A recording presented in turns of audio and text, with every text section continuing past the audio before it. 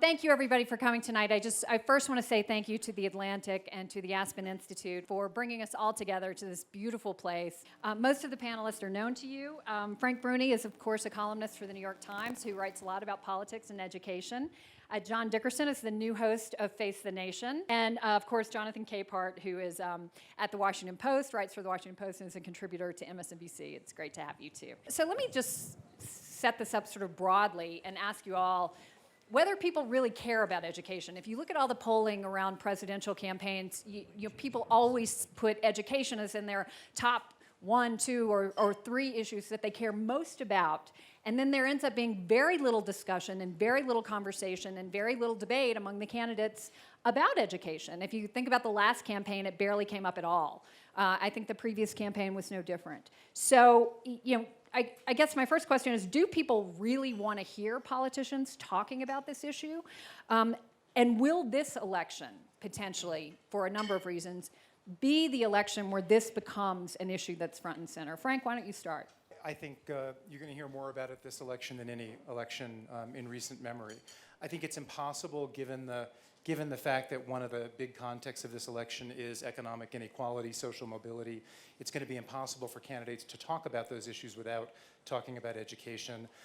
Over recent years, higher education has become an issue in a way it never was before. Rising college costs, ballooning student debt. So already on the Democratic side, you have a phrase taking hold, debt-free college. That's going to be a big part of the Democratic primary, a debate about what that means, how much the government can or cannot spend on it. And then if the Republican nominee turns out to be Jeb Bush, I think the whole battle among Democrats and the whole kind of effort of his opponent will be to define him, will be to kind of interpret and define his education record not as one of greater opportunity, but as one of vested interests and money people calling the shots. And I think a lot of the discussion about Jeb Bush will take place on the train of education. I think that education is going to be big when it's talked about in connection with income inequality and how that is going to help the folks who are suffering under crushing student debt, help kids in low-performing schools, and how you can use, I'm not sure which candidate is using the phrase ladders of opportunity, so that you can continue to have the sort of social mobility that this country prizes. And so given what the president has done in terms of community colleges, pushing for universal pre-K, Hillary Clinton is for that, I think we're going to see a very robust and dynamic contest between whoever the Democratic nominee is going to be and whoever the Republican nominee is going to be, now that it's up to 14. Another candidate who's been talking a lot about education is Marco Rubio. And I think it was the first public event he did after he officially declared his candidacy was at a community college in Manchester, New Hampshire. He's released, whether you agree with it or not, an extremely detailed higher education proposal that has to do with college accessibility and affordability. And I think that's a really great illustration of the way that even if the nitty-gritty of education positions isn't going to move voters who sometimes don't tune into that, I think candidates are using education, the frequency with which they talk about it, the passion they bring to it, as something that hopefully communicates something about their characters. That's what universal pre-K does for Hillary Clinton, too. Because, I mean, she has a substantive reason for arguing for universal pre-K, the argument being, if you don't get to kids right away, by the time they get, into elementary, middle, and high school, if they haven't been given the tools and their brains haven't been shaped at that very early level, all kinds of work isn't going to pay off. One other thing I'd throw in there, too, is Scott Walker.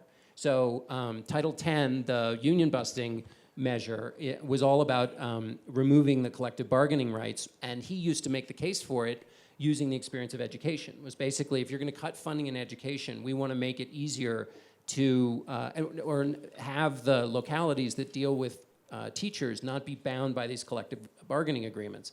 And that, so when he talks about his signature achievement as governor, it's about education. We know that much of the debate taking place around Common Core is based on misinformation and false information.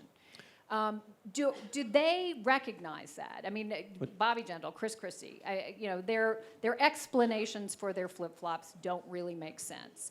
Is this going to be something that really gets hot once they start facing each other in debates? Or is it, because it's so confusing for people, something that is going to sort of pass and not get as much attention as I think we've given it? It's one of the two main weapons against Jeb Bush, and to the extent that Jeb Bush has the money to stay alive, it's something that people will use against him. It's also because of Walker's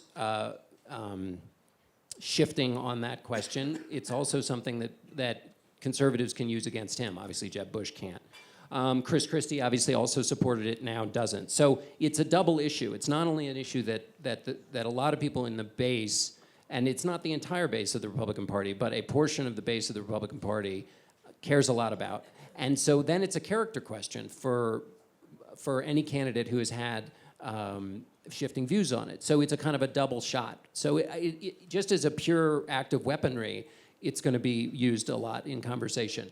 The one who would like to argue in favor of it is Jeb Bush, who would like to have a long conversation about where it's worked and where it hasn't worked, and where curriculum isn't just, curriculum's part of the conversation, but instruction is the other part. And so if you set a curriculum but do nothing to teach teachers how to deal with Common Core, then you've failed in the experiment. He'd love to have a long conversation about that. I don't think he really wants to, because the longer he's having that conversation, all the sentences just sound Common Core, Common Core, Common Core, and that hurts him politically. So just to close, let me ask you, Frank, for those of us who desperately want education to be a part of the conversation around this campaign and for us to have a reasoned debate in the primaries and in the general election, do you really think that's possible?